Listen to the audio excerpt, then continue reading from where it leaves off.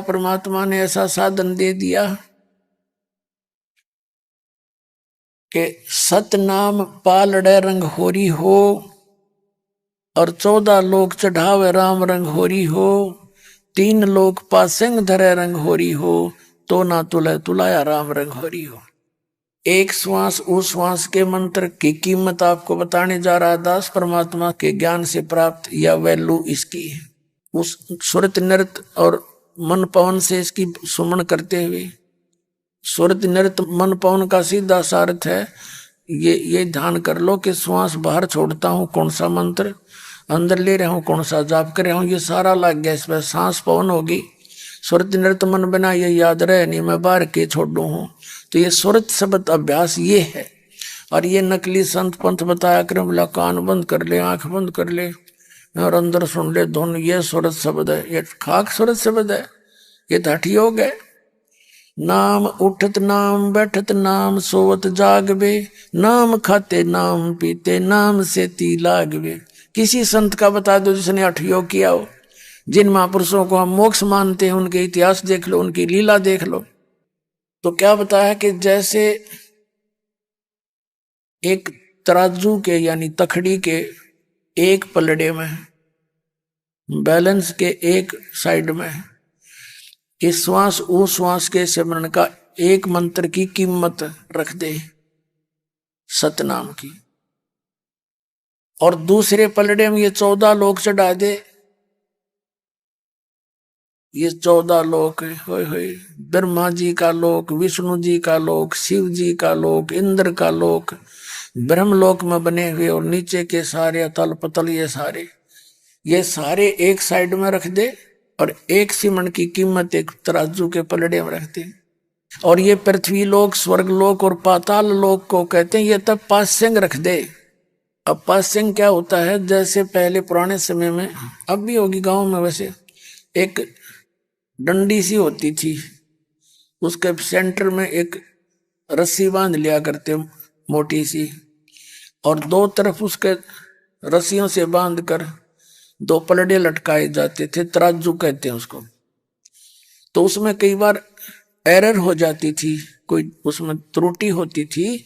तो जो किसान, दास का जन्म किसान परिवार में हुआ, तो हमारे घर पर ये लाला लोग आते थे, कभी गेहूं लेते थे, कभी ज्वार बाजरे लेते थे। तो उनसे कहा करते कि भी सेठ जी पहले अपनी तराजू ठीक दिखा, बैलेंस ठीक है कि नहीं। उसमें कोई डिफेक्ट होता तो उसी कणक जो सौदा कर रहे हैं उसी में से एक मुट्ठी उठा कर दूसरी पलड़े में डाल कर उसको एररलेस कर लेते थे। तो वो जो थोड़ा सा कणक गेहूं या बाजरा जो उठाकर सौदा कर डाला है तराजू में, उसको लेवल बैलेंस करने के लिए, उसको पासिंग कहा करते। वो सौदे में नहीं आती थी, वो तो वैसे ही पड़ी है तराजू के एक साइड में, और सौदा फिर बाकी शेष होता था। तो परमात्मा कहते हैं यह पृथ्वी लोक और एक कॉमन स्वर्ग लोक है, पितरलोक और स्वर्ग लोक, और नीचे एक पाताल लोक, ये 3 लोक। तो यहाँ पासिंग रख दे और 14 लोक एक में रख दे, तो ना तुले तुलाया राम रंग होरी हो, यानी परमात्मा के उस एक मंत्र की इतनी कीमत है। तो पुण्यात्मा जो दास साहब को बताने जा रहा था, उस दयालु ने आपके ऊपर यह दया बख्श दी। उसको मालूम है कि इस काल ने आपको इतना विचलित कर रखा है, ऐसी स्थिति में रखा हुआ है कि आप इतने व्यस्त कर रखे हो अपने जोड़ जुगाड़ में। तो परमात्मा ने दया बख्श दी कि ये सारा दिन में एक 500 नाम भी सिमरन के ले लेंगे ऐसे, फिर कितने धनी बन जाओगे तुम, कितनी कीमत बन जाएगी आपकी। कहते हैं 1000 बार मौखिक जाप, 1 बार का मानसिक जाप, और 1000 बार मानसिक जाप, और 1 बार श्वास उश्वास से ये चारों पदार्थ लाके एक सांस एक सिमरन, ऐसा उन 1000 गुणा में 1000, 10 लाख के बराबर आपका एक सिमरन की कीमत बन गई। तो 10 लाख था मेरे ख्याल में 1 महीने में ना कर सकते, और जीव मछाड़े पड़ जाए। और ये एक के सिमरन में इतना धन आपको प्राप्त हो रहा है, तो धनी तो आराम तो हो जाओगे, पर रहना मर्यादा में। तो अब जो दास आपको बताने जा रहा है कि अब ये पीक टाइम आ गया, ये वो समय है जिसमें आप पार हो जाओगे। पार कैसे हो जाओगे? अंतिम श्वास तक तो यू जाप करते रहना है और मर्यादा के अंदर रहना पड़ेगा अपने, जो नियम बताए गए। और इसके अंतिम सांस तक कहते हैं राम नाम रटते रहो, राम नाम रटते रहो जब तक घट में प्राण, कभू तो दीन दयाल के भनक पड़ेगी कान। अंतिम श्वास तक आपने परमात्मा का ये जाप करते रहना है। अब जैसे आप जी यहां से अब ये भक्ति कर रहे हो, जो पार होगे वो तो गए सतलोक में, और जिनका पैर फिसल जाएगा, जो रह जाएंगे यहां पर अपने आत्मा, वो फिर रह गए। तो आपको जो मंत्र दिए गए हैं, जो प्रथम मंत्र है, इसके अंदर यहाँ के इन प्रधानों के नाम हैं, इनके जाप आप करते हो, इनकी भी बहुत कीमत है। यदि आप पार ना हुए तो क्या होगा आपके साथ में? जैसे आप प्रथम मंत्र जाप करते हो, उसके अंदर ये 5 नाम हैं बीच बीच के, और प्रथम और लास्ट मंत्र है, ये आपका रिजर्व कोटा है, प्रथम और लास्ट। इतने दया करी है आपके ऊपर परमात्मा ने। और बीच के ये 5 नाम हैं, आप पार ना हुए, नाम छोड़ के बीच में रह गए यहीं पर, किसी भी कारण से मर्यादा भंग होगी, तो फिर क्या करेगा ये काल? आपको कहाँ भेजेगा? प्रथम मंत्र में आपको सावित्री और ब्रह्मा का नाम का जाप दिया गया है। आप जाओगे ब्रह्मा जी के लोक में, उस मंत्र की कमाई को वहां नष्ट करोगे। उसके बाद आप गणेश जी के लोक में जाओगे, आपको वहां सिद्धियों का भंडार मिल जाएगा, वहां कोई गण बना दिए जाओगे। फिर उस मंत्र की कमाई वहां नष्ट होगी, फिर जाओगे विष्णु जी के लोक में, और वहां अपने उस विष्णु वाले मंत्र के जाप के कारण वहां देवता बन जाओगे, वहां बर्बाद करोगे। फिर जाओगे शिव के लोक में, जो शिव जी का मंत्र आपको दिया है, वहां गण बनकर वहां खूब प्रभुता पाओगे, अपना पूंजी नाश करोगे।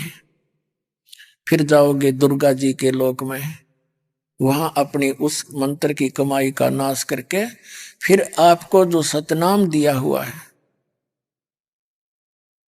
अपनात्माओं आप बालक हो और दास को इस मार्ग का एक मास्टर समझो। कई भक्त ये सोचते हैं कि जो प्रथम मंत्र दिया था और फिर सतनाम मिलता है, उसमें भी मंत्र मिलते जुलते हैं, तो पुण्यात्माओं ये आपका काम नहीं है, ये डॉक्टर का काम होता है। कौन सी दवाई कैसे मिलाकर देने से और कौन से रोग पर असर करेगी। जड़ी वही होती हैं, एक सिंगल जड़ी को खाने से वो अन्य लाभ देती है, 4-5 जड़ी मिलाकर औषधि बनाई जाती है, वो कुछ और काम करती है, और उसकी 2 जड़ी मिलाई जाती है तो किसी अन्य रोग में काम करती है, जड़ी वही होती है। तो इतना संकेत समझ लेना। फिर किस भाव से हम सिमरण करते हैं? जैसे एक जहाज होता है, अब जहाज में हम जहाँ की टिकट लेकर बैठेंगे तो वहीं जा छोड़ेगा वो तो, या गाड़ी है जैसे भी मोटर है जिसमें बैठे आप, इसी प्रकार ये नाम एक जहाज समझो। अब जिसको उद्देश्य लेकर जहां चलोगे ये वहीं जा छोड़ेगा आपको, ऐसे भी ध्यान रखना।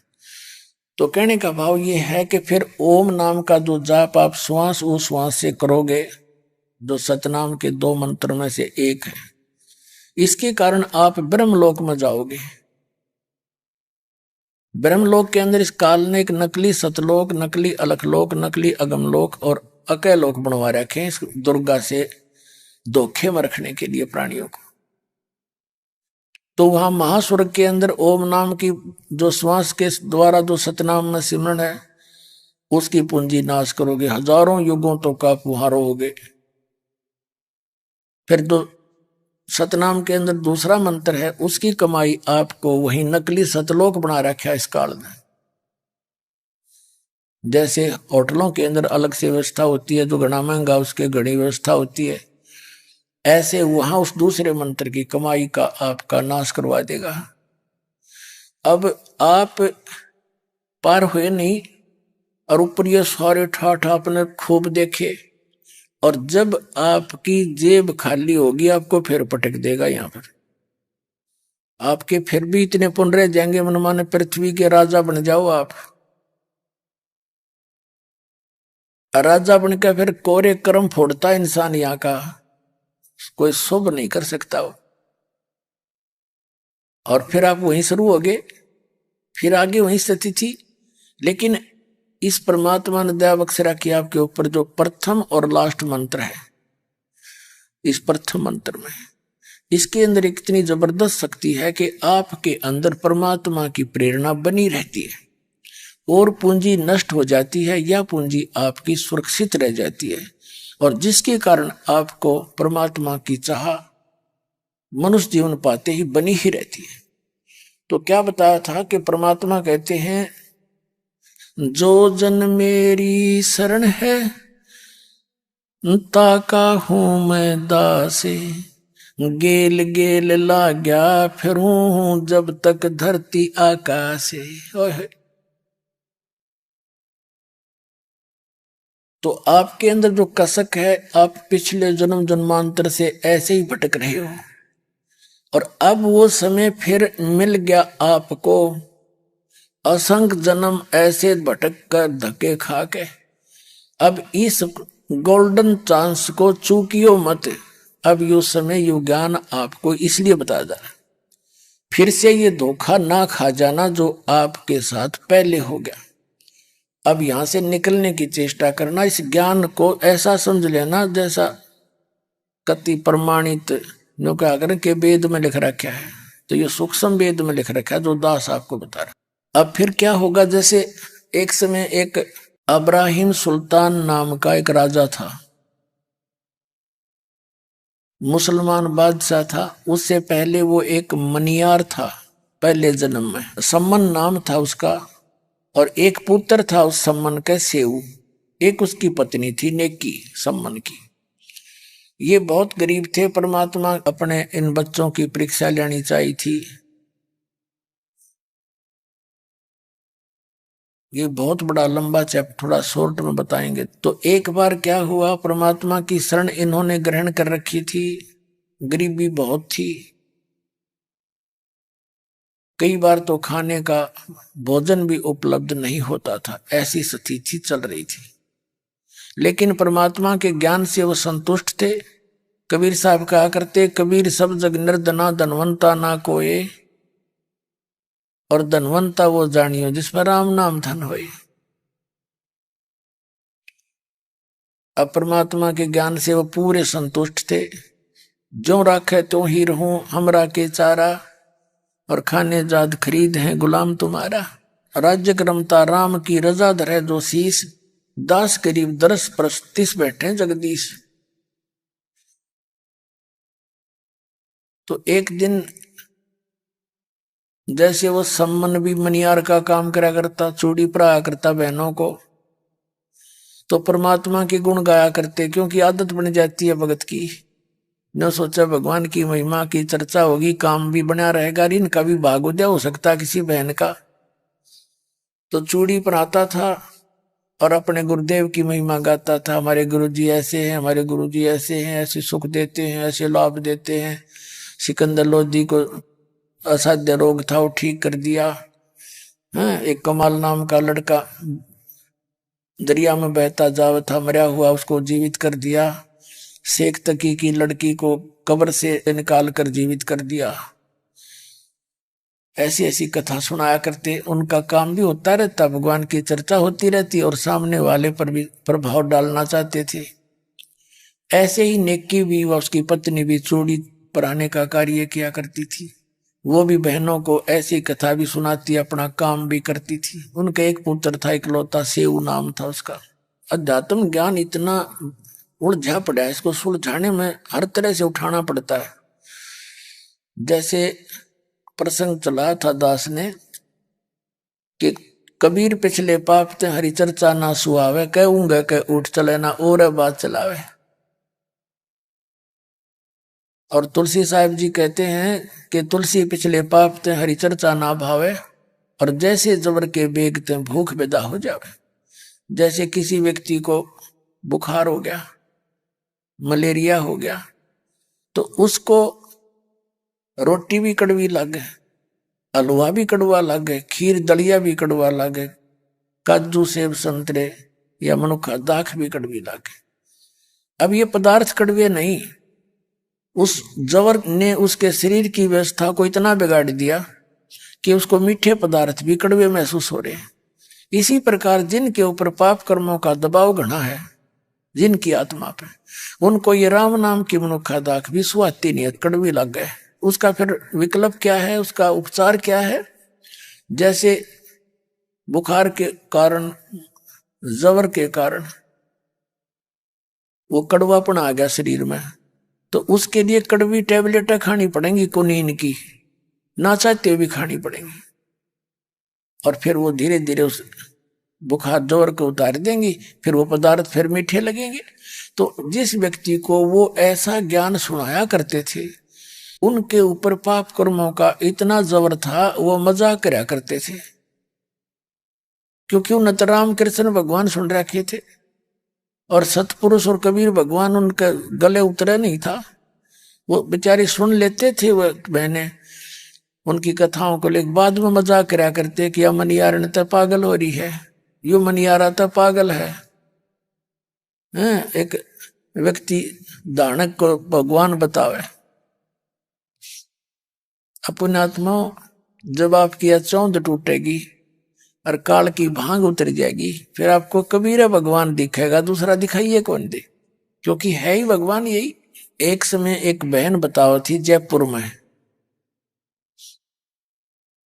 वो कह रही थी जी मैं एक मंदिर में जाया करती थी, तो मंदिर में मैं गई तो वहां एक पुस्तक रखी थी, परिभाषा प्रभु की,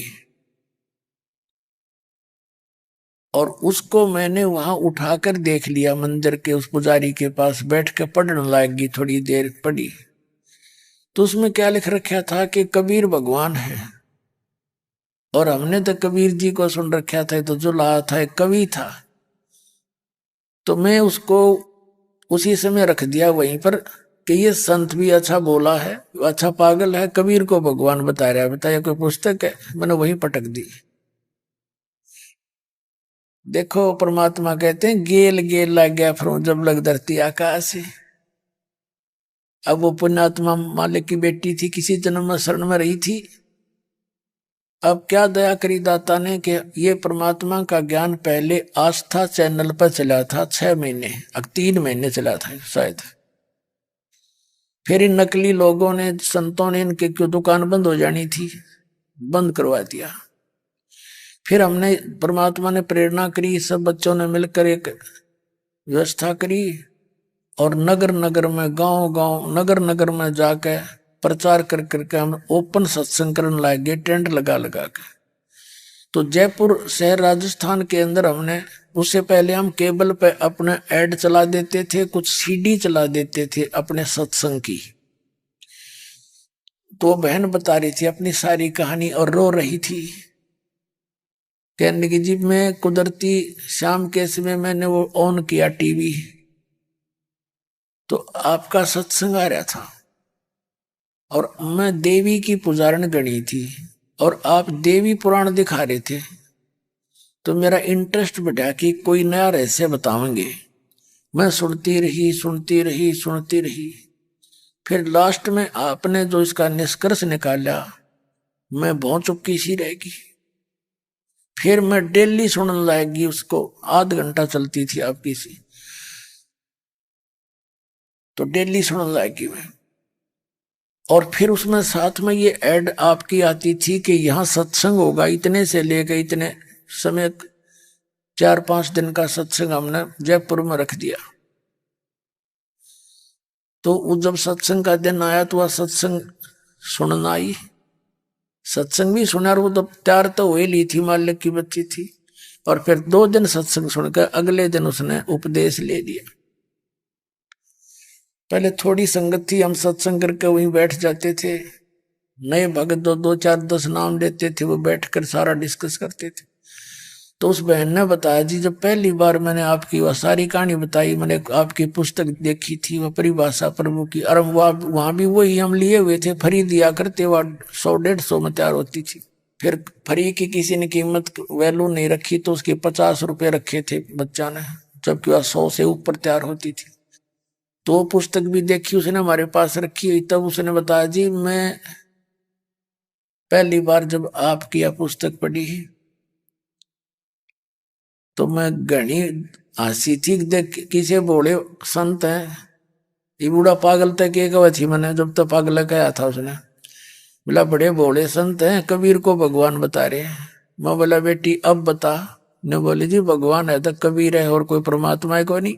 तो पुण्यात्मा, अब वो सम्मन और नेकी मनियार का काम करे, वो डटा नहीं जा, उसकी हंसी भी करे है बावली बेबे, तो भगवान कबीर भगवान के कुरिद दानक से जुला है, यू तो ऐसा है वैसा है, वो कहती रहे, पर वो अपना काम करती रहा करती थी। एक दिन सेव जो उनका लड़का था बच्चों में खेल रहा था, वो भी घर में सुनी हुई चर्चा बच्चों में सुनाया करता था, और वो सारी कथा जो सत्संग में सुनते थे वो बच्चों में बैठकर सुनाता था। तो बच्चे कहने लगे कि तुम्हारे गुरुजी के सिकंदर लोधी भी राजा दिल्ली का शिष्य तुम बताते हो, कहाँ जी? और वीरदेव सिंह बघेल काशी नरेश भी आपके गुरुजी का शिष्य, कहाँ जी? और एक बिजली खां पठान था, मगहर का नवाब, और भी ऐसे ऐसे काफी थे।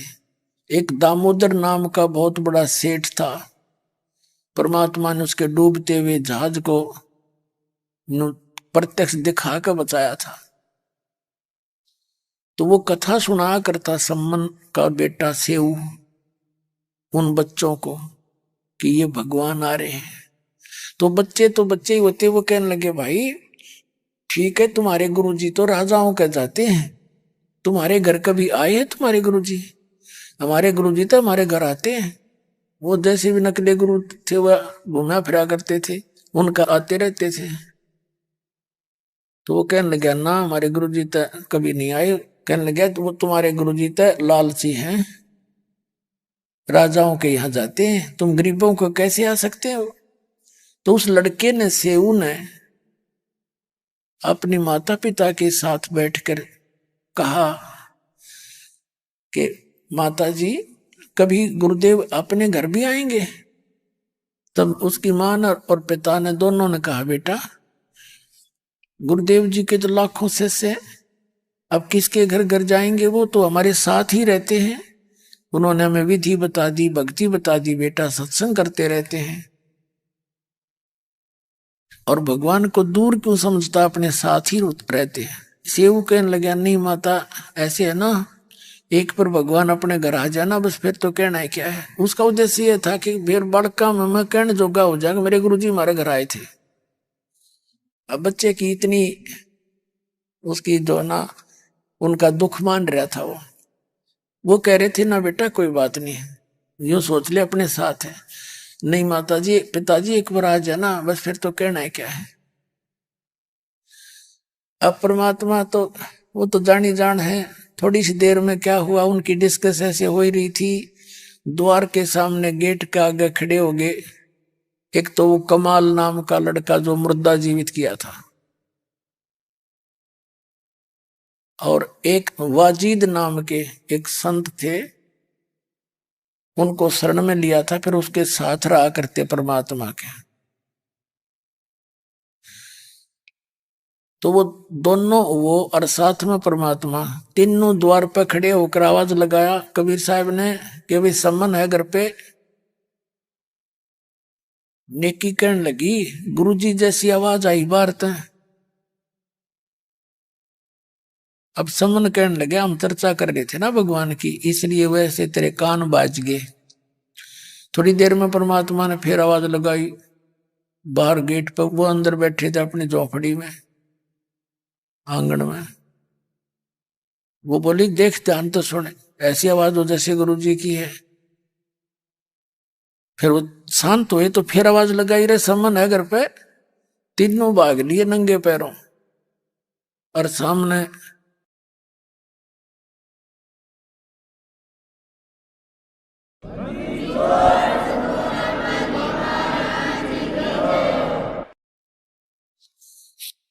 अब उनको यकीन नहीं हो रहा कि सचमुच परमात्मा आए हैं। आंखें मल रहे हैं, बार बार देख रहे हैं, हम कोई सौपन तो नहीं देख रहे हैं। तो ऐसे खड़े हो गए, ना बोल पा रहे, आंखों में आंसू आ गई। तब कमाल ने कहा कि गुरुदेव को अंदर चलने की भी कहोगे या ऐसे ही खड़ा रखोगे? तब उनका सौपन सा टूटा। जैसा भी फटे पुराने कपड़े उपलब्ध थे, आसन लगा दिया। परमात्मा का अलग, भक्तों का न्यारा। परमात्मा बैठ गए, सम्मन उनके पास बैठ गया, पानी पिलाया। कुछ देर के बाद सम्मन ने कुशल मंगल जो परमात्मा ने पूछ ली, तब कहा, भगवान भोजन की सुनाओ। तो परमात्मा ने कहा, कबीर जी ने, भाई भूख लगी है, पैदल चल कर आए हैं, भगत भी भूखे हैं, व्यवस्था करो, प्रसाद बनाओ। अब घंटे आध घंटे तक जैसे बातें चलती रही। फिर सम्मन अपने अंदर की तरफ झोंपड़ी में गया। ये बिल्कुल गली पर झोंपड़ी थी। अंदर गया, अपनी पत्नी से कहा, गुरुदेव को भूख लगी है, भोजन बढ़ाओ। अब उसकी पत्नी कहती है कि आज अपने घर पे अन्न नहीं है, ना कोई आटा बचा है। तो सम्मन ने कहा, ऐसा कर, और भी वस्त्र अलग नहीं थे, और जो पहन रहे थे वही वस्त्र थे उनके। कहने लगा कि ला तेरा ये चीर, तेरी चूंदड़ी, इसको कहीं गिरवे रखाता हूं और आटा ले आता हूं। तो नेकी कहने लगी, मैं इस चूंदड़ी को लेकर गई थी, इस अपने चीर को लेकर गई थी, जिससे मुझे आशा थी कि वो मुझे आटा देंगे। पहले तो मैं वैसे उधारा मांगने गई थी, वो नाट की सारी सहेली मेरी जान पहचान वाली, और टोंट कस रही थी कि किसके लिए मांग रहे हो आज आटा, कि हमारे गुरुजी आए हैं। वो मजाक करने लगी कि तुम्हारे गुरुजी तो तुम्हारा वैसे ही घर भर देंगे, क्या जरूरत है मांगने की, तुम तो बड़ा समर्थ बताते हो उसको। तो उस दिन उन्होंने जानबूझकर आटा नहीं दिया उनको, और किसी के पास वह चूंदड़ी कही कि तू गिरवी रख ले, तेरे को यकीन नहीं है तो इस चूंदड़ी को, यानी इस चीर ने गिरवी रख ले, 2 किलो आटा दे दे। उन्होंने भी मना कर दिया, फटी हुई है, हम नहीं लेते। अब सब जगह वो जाकर वापस आ गई थी। अब सम्मन एकदम पेट पकड़ के बैठ गया जमीन पे, इतना चिंतित हो गया कि हे भगवान, अब क्या होगा। पहली बार परमात्मा आए और आज हम भोजन नहीं करा पाए, बहुत चिंतित हो गया। तो उसकी पत्नी ने कहा कि तू चिंतित ना हो, रात के समय अब तो हाथ जोड़ लो भगवान से, कहो परमात्मा भोजन सुबह करावेंगे। साधु संत बहुत बुद्धिमान होते हैं, समझ जाते हैं संकेत। तो सम्मन कहने लगा, सुबह कहां से कराएंगे। नेकी ने सलाह दी उसकी पत्नी ने कि रात्रि में तुम चोरी कर लाइयो, किसी के सेठ के घर ते दुकान पे से 3 सेर आटा चुरा लाइयो। अब जो सेऊ लड़का बैठा था 10-12 वर्ष का, वो प्रतिदिन परमात्मा के वचन सुना करता, और माता पिता की भी यही नेक सलाह सुना करता कि जो चोरी करके खाते हैं उनका नाश होया करे, अंत में उनका बहुत बुरा हाल होता है, चोरी करना महापाप होता है। और आज अपनी माँ के मुंह से ये सुन करके चोरी कर लिया तो लड़का बड़ा दुखी हुआ और कहने लगा माता, चोरी करके जो खाते हैं उनका तो नाश होता है, ये तो पाप लगेगा, हमें भी लगेगा, गुरुजी को भी लगेगा। तब नेकी ने बताया, बेटा सेऊ सुन ले, तुझे कहानी बताती हूँ। ये नगरी के लोग धनवान गणे हैं और कबीर साहब कहते हैं, टोटे में भक्ति करे सोए सही सपूत, ये मायाधारी मस्करे ना जाने कितने जालिए ऊत। इनके घर में आटे की कमी नहीं बेटा, लेकिन ये जानबूझकर आज बकवाद कर रहे हैं और ये बालक से आग में हाथ देना चाहते हैं। परमात्मा आए हैं, ऋण का अनादर देश नगरी से हो गया तो इसमें आग लग जाएगी बेटा, ये सारे जल जाएंगे, ये समझ लिए। अब तो इनको बचाना चाहता है कि इनको जलाना चाहता है। तो कथा सुनाई उस माई ने कि एक नगर था, उसमें बहुत पैसे वाले व्यक्ति रहा करते थे और ये माया इस जीव की सबसे बड़ी शत्रु है, ये भगवान से दूर करती है। परमात्मा ने उस अब्राहिम सुल्तान अदम को इस माया से हटा करके मालिक से जोड़ा था। तो कहने का भाव यह है कि उस माई ने बताया कि एक नगर था, उसमें सब धनवान लोग रहा करते थे और वो बहुत अभिमानी हो गए थे। एक सिद्ध पुरुष उस नगर की मणि में आकर बैठ गया, उसके साथ एक उसका शिष्य था 15-16 वर्ष का। गुरुदेव ने कहा, जा बेटा इस नगरी से कुछ भिक्षा लिया। अब वो लड़का गया, जिस भी द्वार पर जावे अलख जगावे, अंदर से आवाज आवे कि मस्टंडे हमारे पल्लेदार लग जा, मंडी में जा वहां कमा के खा ले। दूसरी जगह गया, वहां पर भी ऐसा, तीसरी जगह वहां पर भी यही सुनने को मिला। वो खाली जोड़ी लेकर वापस आ गया और कहा, गुरुजी ऐसा नगर तो आज तक देखा नहीं मैंने, कोई 16 माथे बोलता नहीं और एक मुट्ठी आटा किसी ने डाला नहीं। अब वो संत ने कहा कि जा बेटा, अगले दिन फिर कहा कि तू आज फिर जा। वो अगले दिन फिर गया, फिर खाली हाथ आया। अब उस संत ने कहा कि तू कल फिर जा। वो अगले दिन फिर गया, यही श्लोक सुनकर फिर वापस आ रहा था। तो उसमें बाहर की तरफ उस गली में जिस रास्ते से वो आता जाता था, एक कुम्हार का घर था, वो विधवा थी कुमारी, और उसको पता था कि ये लोग अच्छे नहीं हैं, इन्होंने आटा नहीं डाला। और वो इसलिए नहीं कहना चाहती, कई साधु संत ऐसे होते हैं जो केवल ऊंच जाति का ही अन्न खाते हैं। तो फिर उसको दया आ गई कि ये छोटा सा बालक 3रा दिन हो गया भूखा बैठे हो। उसने आवाज लगाई कि महाराज जी सुनियो। वो खड़ा हो गया, खामाई बोल कि 3 दिन से देख रही हूं मैं, आज 3रे दिन तुझे देख रही हूं, आटा तो मिला नहीं होगा आपको। अक नहीं माई, नहीं मिला। तो उसने कहा कि महाराज जी मैं कुमारी हूं और रोटी बना रखी मैंने, मुझे ऐसा लगता है जैसे मेरा बेटा भूखा हो 3 दिन तक, तो कितना दुखी हो। तो ले महाराज ये रोटी ले जा और ये आटा ले जा, दोनों सा उचित समझ, आप बना के खाओ आप खा लियो, रोटी बड़ी बनाई खाओ तो ये खा लियो। अब उसने ले लिया, लड़के ने, और आ गया, सारी कहानी बता दी। अपने गुरु जी से कह दिया, महाराज जी यो नगर तो कति निकम्मे आदमियों का हो रहा है, कोई अच्छी तरह नहीं बोलता।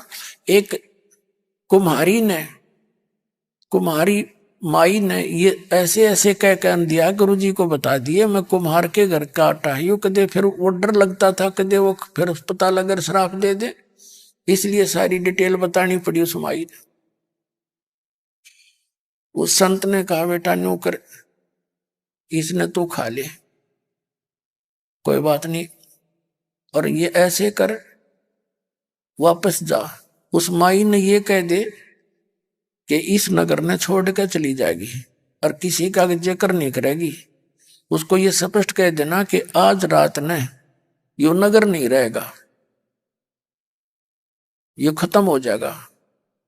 अब माई को पता था कि वे साधु संता के वचन खरे उतरा करें, और ये कह दिया था कि अब तू निकल जा वक्त से, यानी 2-3 बजे चाल पड़ी दिन के, और जहां तुझे रात्रि हो जा वहीं रुक जाना, वहीं तू बस जाएगी। उस लड़के ने आकर बता दी, माई गुरुजी का आदेश है, तू यहाँ से निकल जा अपने सारे परिवार न लेके। उसके 5-4 बालक थे, गधे घोड़े लाद लूद के बाद चल पड़ी, और जहां तू रात हो जा वहीं रुक जिए, उड़े बस जाएगी। ऐसा ही हुआ। रात्रि के समय वो पूरा का पूरा नगर नष्ट हो गया। आसपास लोगों पर खबर गई। फिर वहां पूछा कि माई तू कैसे आई है? उसने सारी कहानी बता दी कि उस नगर के लोगों ने एक संत के साथ मजाक किया था, और मैंने वो 2 रोटी दे दी डरती डरती ने, जिस कारण से मुझे बता दिया तू निकल जा। मैं यहाँ बैठ की भाई भूखी प्यासी पे भी बैठी हूँ। तो वहां के आसपास के गांवों के लोग इकट्ठे होकर आगे उसको कहा, बहन तू यहाँ रह ठाठ। उसकी झोपड़ी बना दी, उसके लिए आटा ला के धर दिया कि 1 साल का स्टॉक कर दिया उसका। बोलो सतगुरुदेव।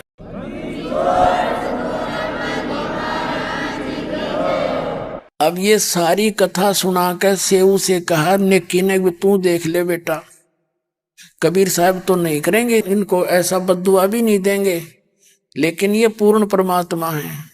अगर ये धी कोई प्रधानमंत्री का डले मार दे, प्रधानमंत्री कुछ ना कहा करे, वो पुलिस वाले कुट्या करें फिर उन्हें पकड़ के, तो परमात्मा कुछ ना कहेंगे, इन्हें चले जाएंगे भूखे पैसे, फिर यू काल समारेगा, इन्हें खत्म कर देगा बेटा इनको। क्योंकि भगवान के साथ बदतमीजी ये नहीं, इसने करना पड़ेगा फिर।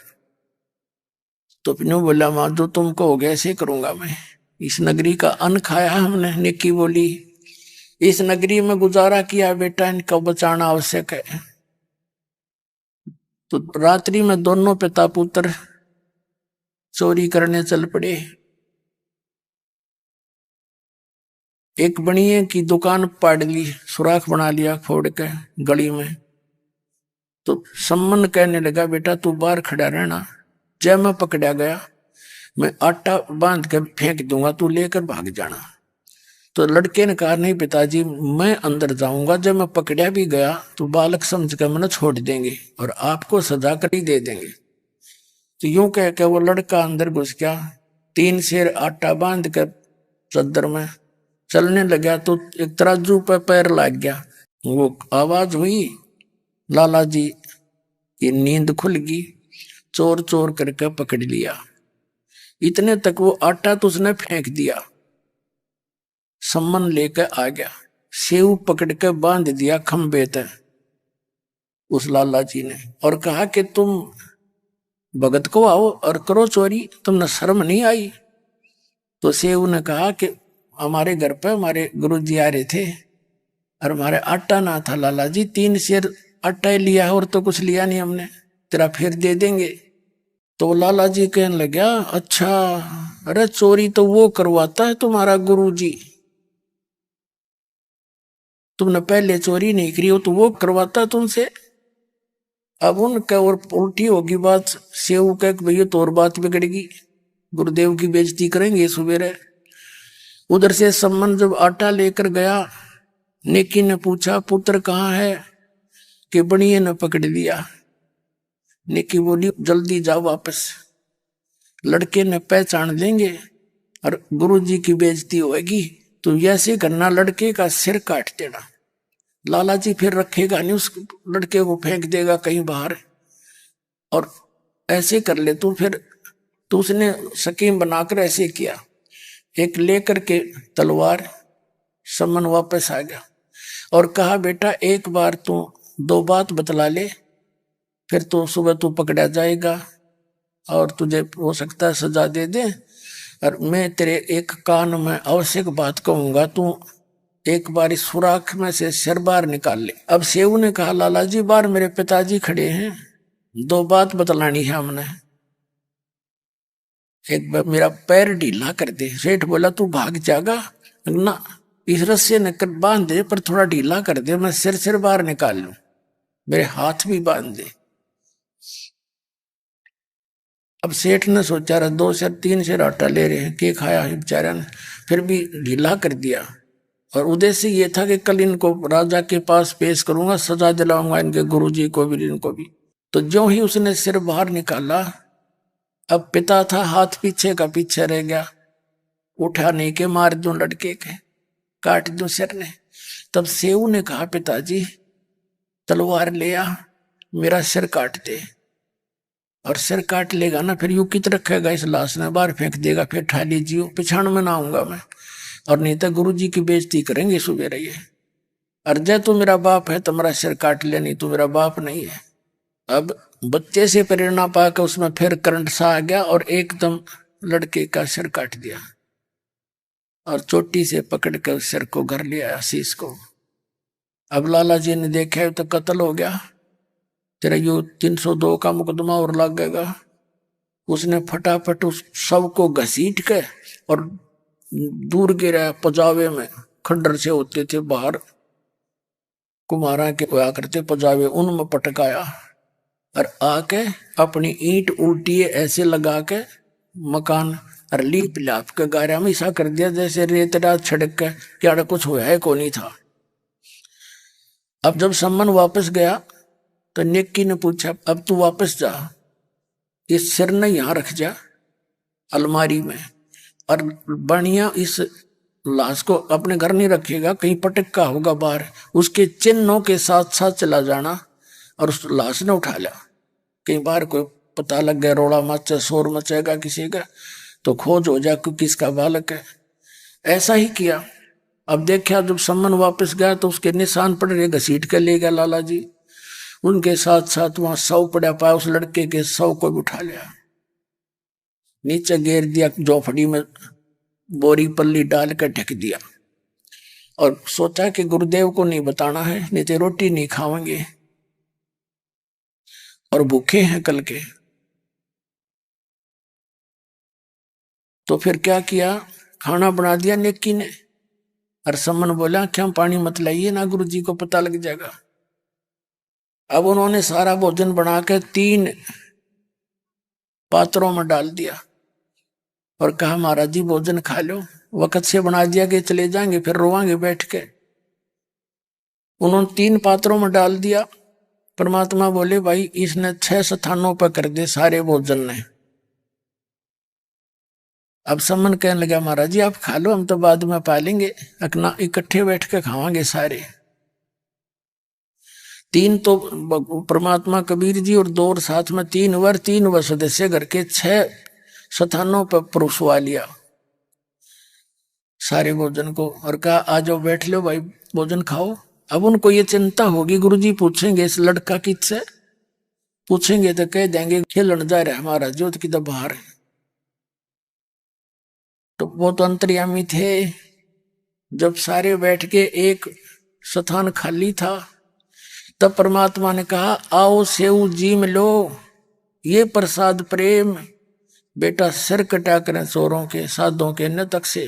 कहते हैं सेऊ धड़ पे शीश चढ़ा और बैठा पंगत मां, और नहीं निशानी गर्दन कहियो ओ सेऊ कना। बोलो सतगुरुदेव।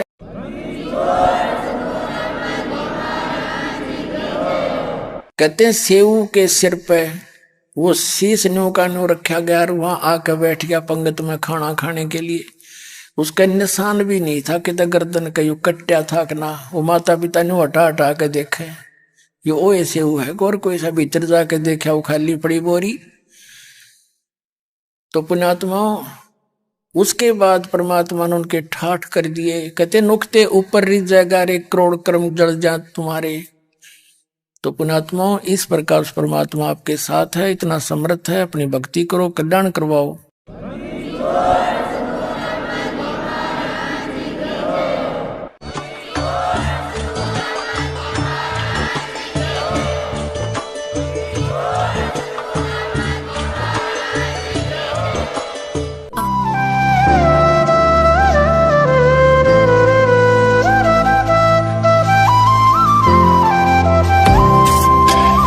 तत्सही।